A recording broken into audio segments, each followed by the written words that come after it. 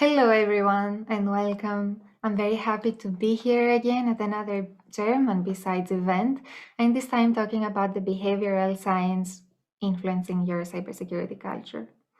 But before we delve into the science, let's start with the story. The story was described in the book How to Win Friends and Influence People by Dale Carnegie. It is the story of Mr. Johnston, a security and safety manager who was working for a big manufacturing company of the time. So one of his responsibilities was to check out the employees and make sure that they are wearing their safety helmets. However, the employees didn't want to and they weren't really wearing them. His strategy was to walk down the manufacturing floor every so often, see who is not wearing their helmet, go to them, tell them to wear the helmet, point out the regulation, cite the policy, and basically not leave until they put their helmets back on and then go to someone else. He would do that 2 or 3 times per day, but of course, once he was leaving the floor, the manufacturing floor, the employees were just taking their helmets back off. And Mr. Johnson knew that. He knew that and he kind of hated it that. And it was a main reason of frustration in his working life. He would go back to his office and, as you can imagine, he would think, why are they just not wearing the helmet? I didn't ask them to solve advanced algebra. I didn't ask them to build a spaceship. All I asked them to do is to wear the safety helmet, and they just won't do it. What is wrong with them? And the months were passing by, his frustration was growing, but at some point his way of thinking started to change. He thought, okay, they're just not doing it. What can I do different? How can I approach them differently? And as he was building his thoughts, he decided to go back at the manufacturing floor and talk with them and ask them why they are not wearing the helmets and what is wrong with the whole process. Are they uncomfortable? Are they too tight? Are they too hard on the head? Do they sweat too much? What's wrong? And he would get feedback that was actually very valuable later on and that he would apply. But in addition to asking why they are not wearing the helmets and what he can do to improve this process for them, he also started discussing with them and educating them a little bit on the whole topic of safety helmets and basically telling them that the reason this policy is there is for their own safety and it is for their own security and it is so that they can stay healthy and avoid trouble once they hit their door. If an accident happens, they need to stay alive and they need to stay well. And with the conversation and the relationship building that happened through it, employees started seeing the topic a little bit differently. They started connecting with Mr. Johnston. They started understanding comfortable. The helmets became more comfortable. They started wearing them more often. But in addition, with increased compliance, because they did start complying a lot more with the safety measures, their resentment towards anything that was related to security also decreased significantly, and this way, eventually, Mr. Johnston and the employees started collaborating a little better on the whole security issue. In fact, a lot better. And we have a lot to learn from this story. But before we do so, let me introduce myself and tell you who am I to talk about these things. My name is Christina Lekati. I am a psychologist and a social engineer. I am a trainer and consultant for Cybersecurity GmbH on the human element of security. Most of the time, I deliver social engineering and security awareness trainings to all levels of employees, as well as security teams, or I conduct corporate or high-value target vulnerability assessments based on open source intelligence. As of this year, I'm also very happy to announce that I'm a board member of the Awesome Curious project, which is always a lot of fun and I'm really thankful for. Now, let's start a little bit with the whole topic of cybersecurity and why humans play such a big role in it, especially in recent years. So yes, cybersecurity used to be, by definition, a very technical discipline. It was all about securing the integrity of devices, networks, and data from unauthorized access or damage. But as threat actors started evolving, as we all know by now, they started targeting humans. And cybersecurity started including an element of information security. or a big element of information security. Now, information security involves the protection of sensitive data and information from unauthorized access. This means in any form, in print, in electronic format, but also in the spoken word. So if employees go about and discuss sensitive matters or confidential information, this is again a matter of information security, and they should know not to do it.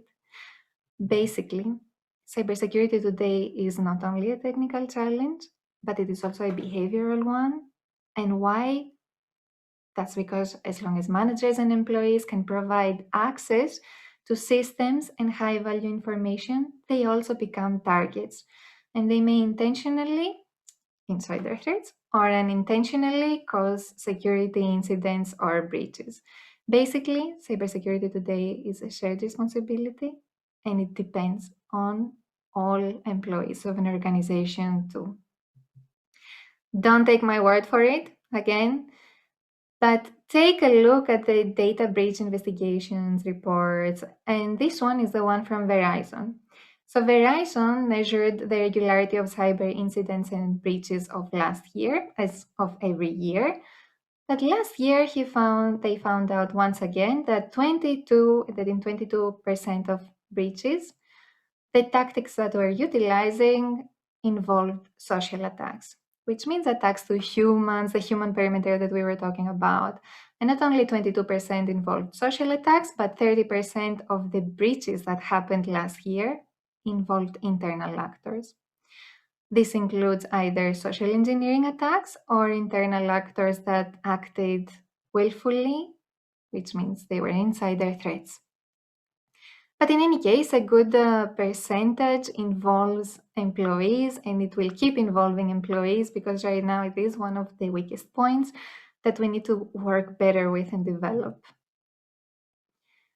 But we talk a lot about this security culture, and I'm sure you have heard the term as well. But what is security culture after all? By definition, it is the ideas, customs, and social behavior of a particular people or society, in our case, the employees of an organization, that allow them to be free from danger or threats, and in effect protect their organization as well. In other words, it is the way things are done around here. You enter an environment and you can pretty quickly tell how things are done around there. And let's be honest, between us, you start following the norms of your environment. We all do that. So it plays a huge role, and it is very, very, very significant. However, as good as it is, it comes with a challenge, with a few challenges.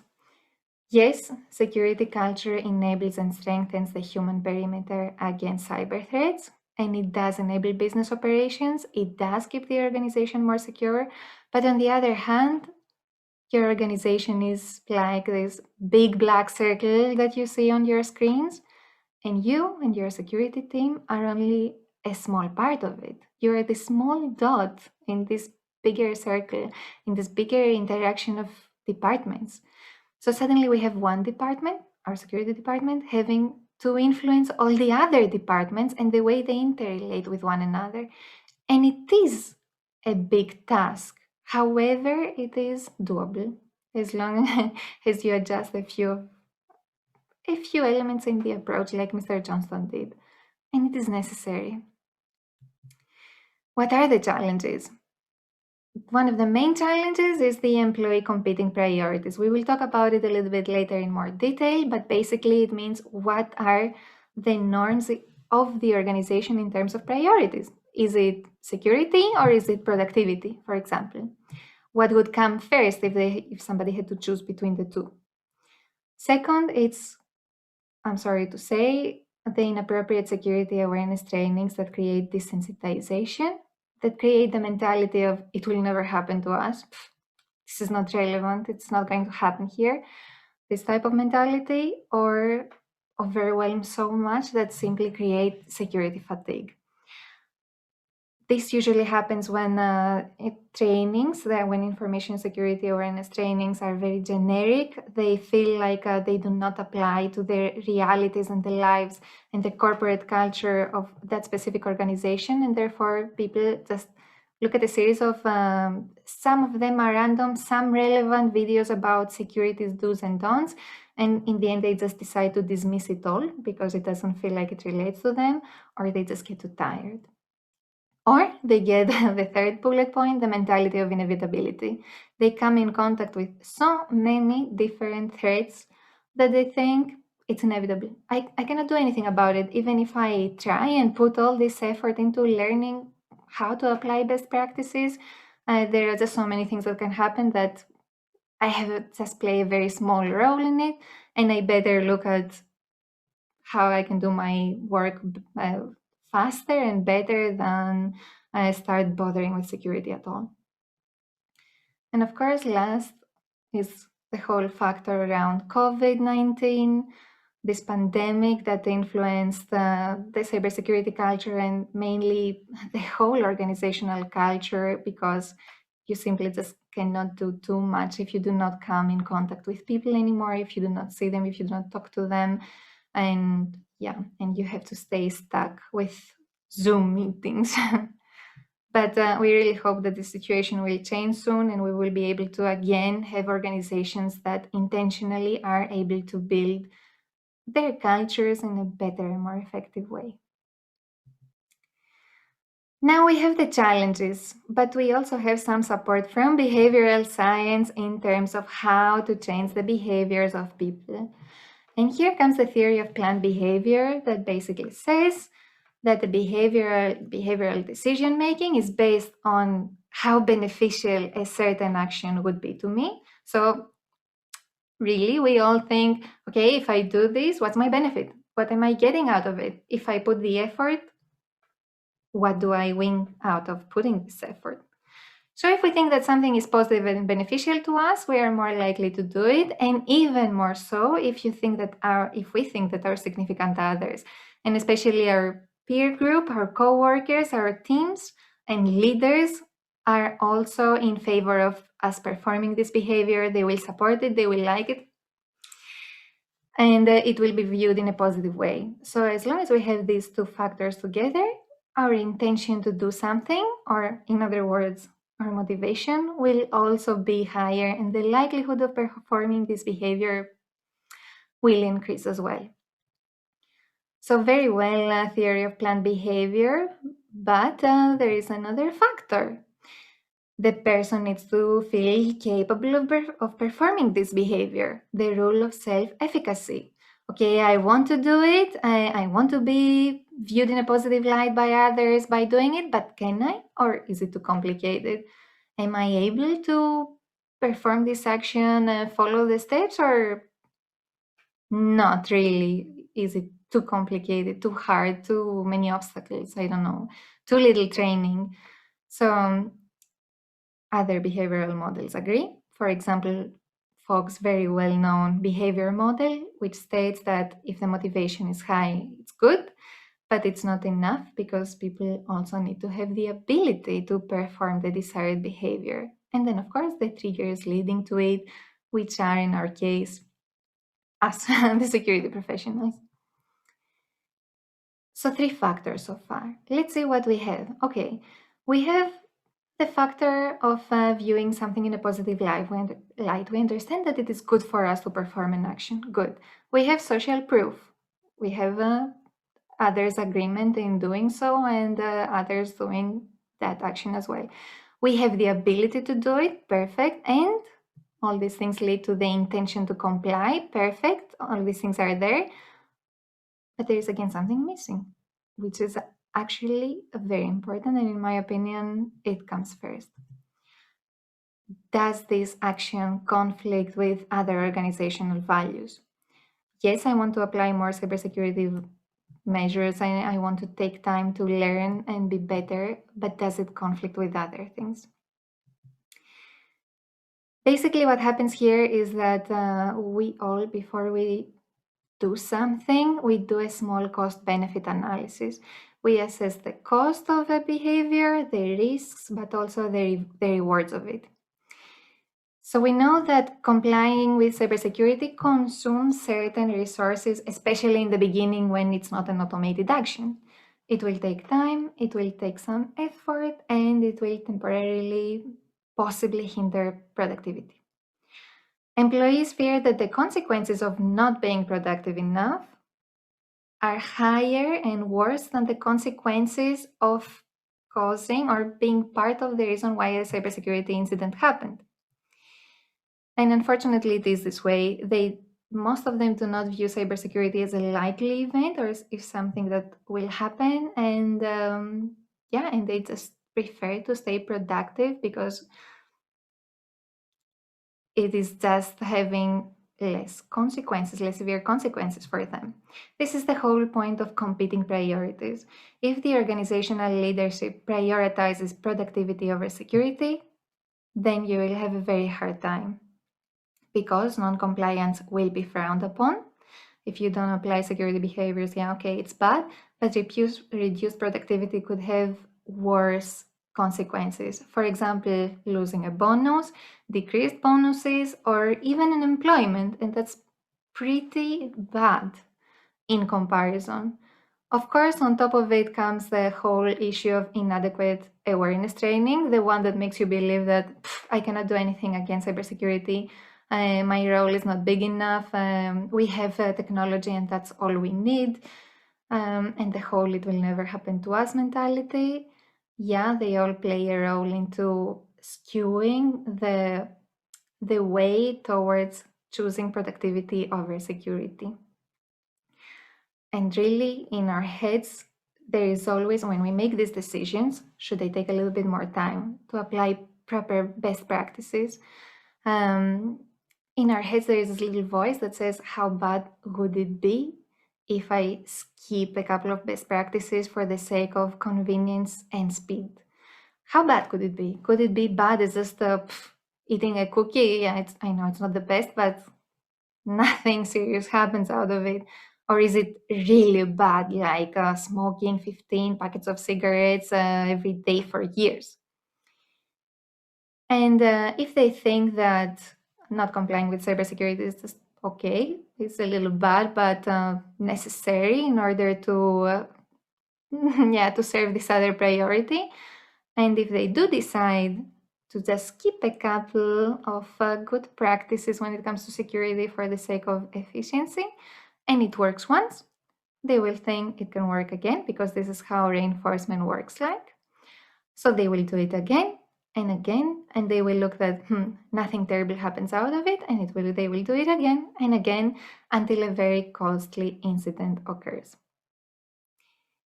And this is the dynamic of cybersecurity incidences. You have to keep your eyes open and be careful all the time, but the incident will happen once every so often. So if you decide to skip on it and say that nothing bad comes out of it without thinking that at some point it will, and then yeah, sure, people will be tempted to skip a couple of best practices. Many people know about this competing priorities triangle. It was introduced through project management, and basically it was saying you have these three elements that are all very important, but you can only choose two.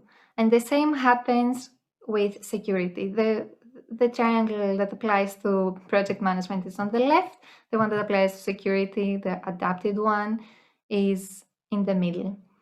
So what this means is practically that if you want more speed and productivity, you probably have to sacrifice a little bit of security. On the other hand, if you want more security, you potentially need to sacrifice some time, potentially need to delay delivering some files until you find yourself in a more secure network if you're traveling, etc., etc.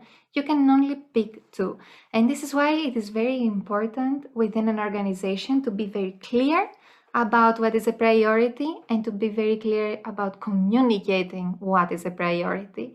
And of course, organizational leadership and buy-in from the leadership definitely comes in with it, because it's not just you as a security professional that needs to push this agenda, but especially the leadership, needs to be able to push this agenda and evaluate based on it. We will get into it. So, to end the challenges, what does drive non-compliant behavior? Everything, the circumstances surrounding security behavior impacts the security, compliance, and the culture. Basically, three main reasons. There is no clear reason why you should comply. The cost of compliance is too high, and there is an inability to comply. And the inability comes in place when there is an excessive workload and people cannot think clearly or they do not have the time to think about it. When the complexity of security mechanism is just very high, which comes back to the inability to comply. And when there is a productivity interference, the whole competing priorities issue or other priority that your organization might have. All these things will conflict with the agenda that we are trying to push of being more security aware and applying better habits. But what can we do in the end to develop this cybersecurity culture?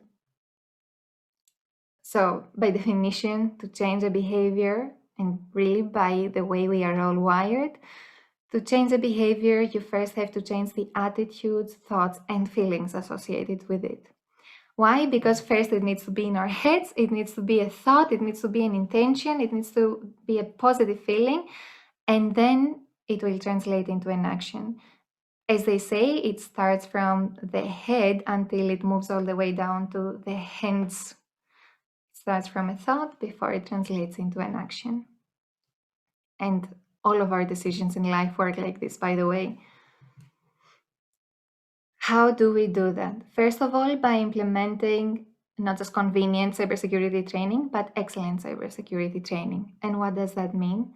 No dull, generic, and technically focused security awareness trainings that are full of lists of do's and don'ts, but relatable, relevant, and enjoyable and interesting and personal cybersecurity trainings.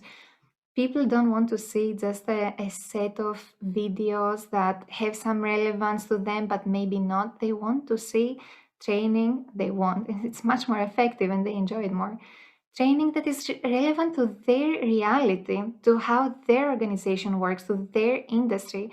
And this is why it is so important to invest at least a little bit in a tailored cybersecurity awareness program.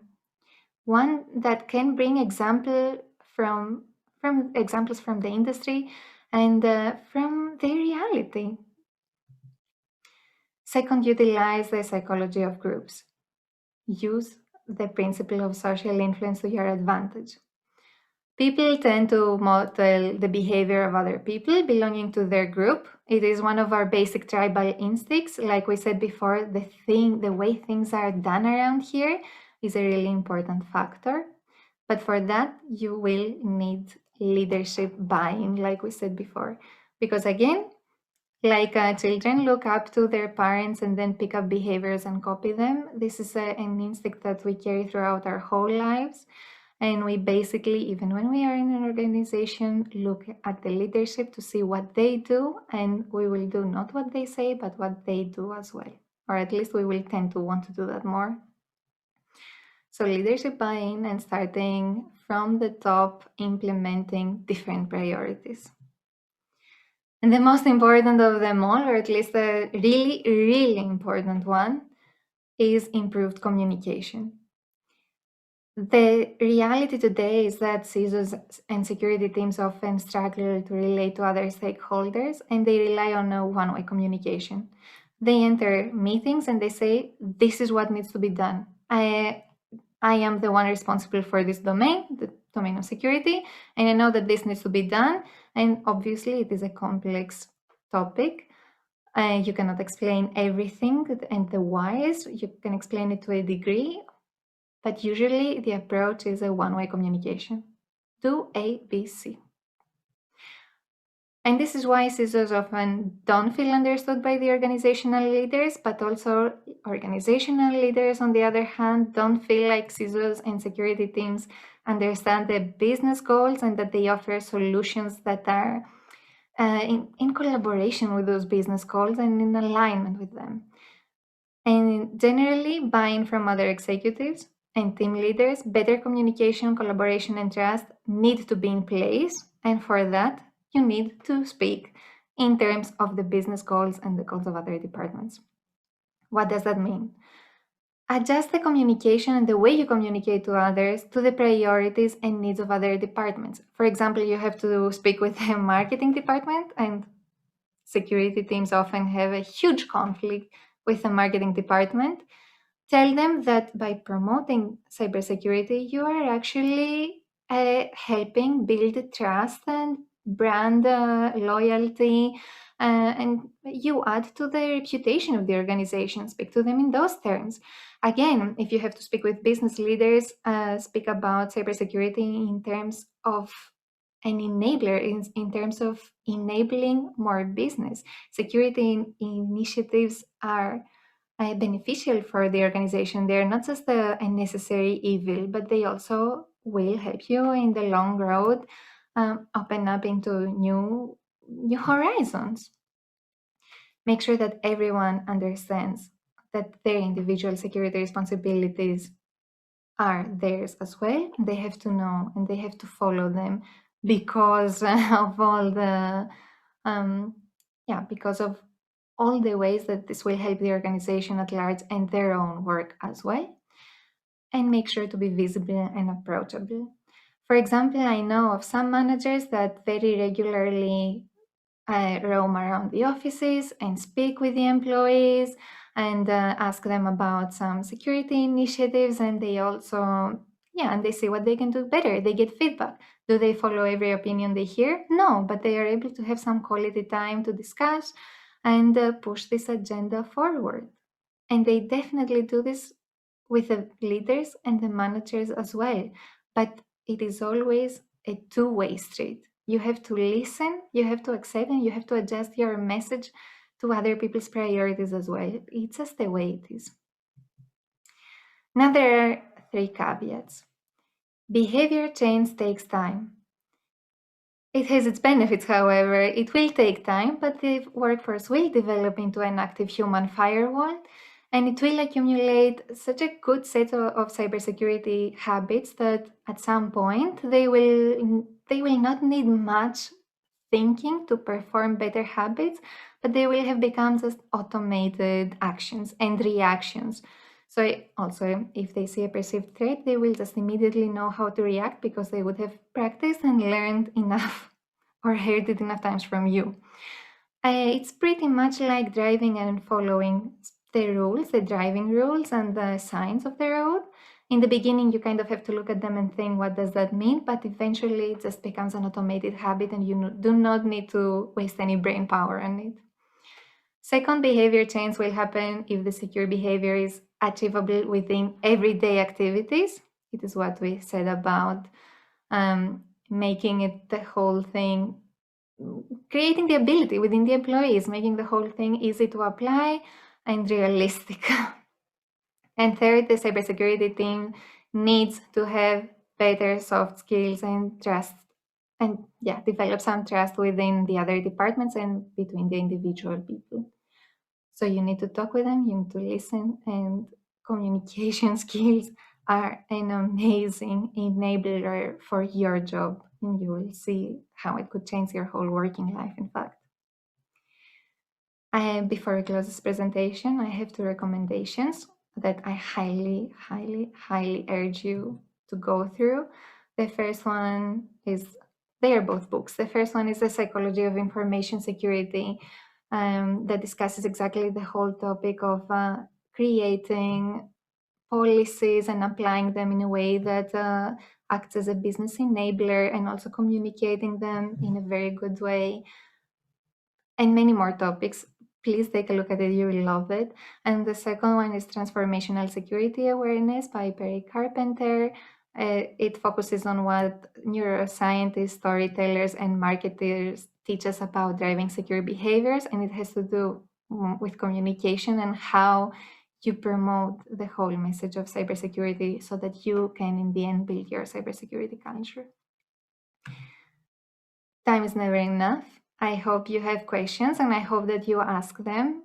Please reach out to me. Please contact me on LinkedIn or Twitter. I will be very happy to discuss with you. And I was really, really happy to be with you today. And hopefully, we will meet in person next year. Thank you all very much for being here and see you soon. Bye.